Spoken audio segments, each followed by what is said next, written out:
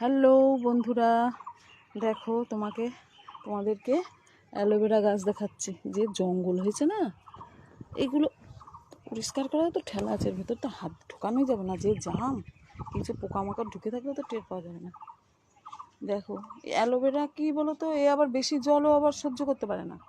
Another মধ্যে দিয়েছি, কিন্তু কি বলো তো, এই নাদা আবার বেশি জল থাকলে না, আবার দেখেছি পচে যায়।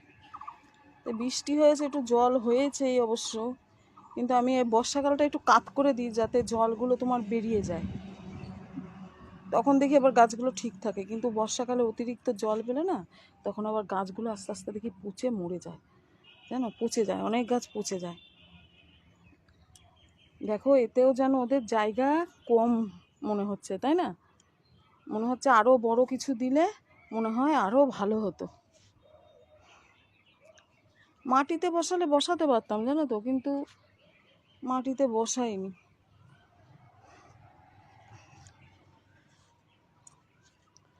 অ্যালোভেরা গাছ বলে অনেক উপকারী। সব থেকে আমি দেখেছি, জানো তো, যে পুড়ে ঠুরে গেলে একটু লাগালেই না ওখানটা মানে ব্যথা বা জ্বালাটা সঙ্গে সঙ্গে কমে যায়।